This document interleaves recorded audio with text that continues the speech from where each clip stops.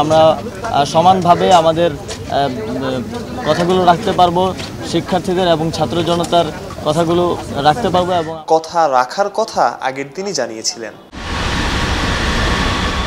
বাংলাদেশ ক্রিকেটের আকাশে শঙ্কার মেঘ। আসন্ন নারী টি-20 বিশ্বকাপ বাংলাদেশে আয়োজন হবে তো? একটি জাতীয় দৈনিককে দেওয়া সাক্ষাৎকারে অন্তর্বর্তীকালীন সরকারের যুব ও ক্রীড়া মন্ত্রণালয়ের উপদেষ্টা আসিফ মাহমুদ বলেছেন, আশা করি নারী টি-20 বিশ্বকাপ আমাদের দেশে ঠিকঠাক আয়োজন করতে পারবো। অর্থাৎ তিনি আশাবাদী। যারা নতুন একটা দেশ গড়ার স্বপ্ন দেখিয়েছেন তাদের একজনই যখন স্বপ্ন দেখছেন, আপনি আশাবাদী হতেই পারেন। আশার সাথে আছে শঙ্কাও। দেশ স্বাভাবিক হতে শুরু করেছে, তবে বাংলাদেশ ক্রিকেট বোর্ড কার্যালয়ে কর্তাদের অনুপস্থিতি চিন্তার জায়গা আরো বাড়াচ্ছে।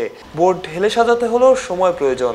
আছে আন্তর্জাতিক ক্রিকেট সংস্থার অনেক নিয়ম কানুনও, সেসব না মানলে আসতে পারে নিষেধাজ্ঞা। বাস্তবতা কি বলে? আসলে কি টি-20 বিশ্বকাপের মতো বড় আসর এখন বাংলাদেশে সম্ভব?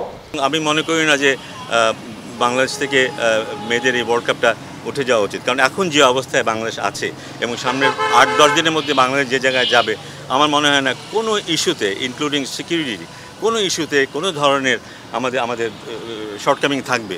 বাংলাদেশ এখন অত্যন্ত স্টেবল একটা জায়গায় আছে এবং সামনে আরও যাবে, এবং এখানে নিরাপত্তার কথা বলি বা অন্যান্য সুযোগ সুবিধার কথা বলি, টপ ক্লাস হবে। আমি আশা করব যে টু বি অনেস্ট আগের চাইতে অনেক ভালো হবে। এখন যেভাবে সবাই কাজ করে, যেভাবে সবাই এগিয়ে আসে অনেস্টলি, গুড ইন্টেনশন নিয়ে, আমার মনে হয় এখানে বিশ্বকাপ হলে সবাই সেটা দারুণভাবে উপভোগ করবে।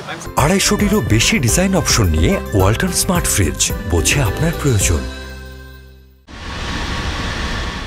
আয়োজক হিসেবে এই দেশের সুনাম আছে। বাংলাদেশের অন্তর্বর্তীকালীন সরকারের প্রধান উপদেষ্টা ডক্টর মোহাম্মদ ইউনূসের সাথেও বিশ্ব ক্রীড়াঙ্গনের সম্পর্ক গাঢ়। তাই শঙ্কা যেমন আছে আশাও।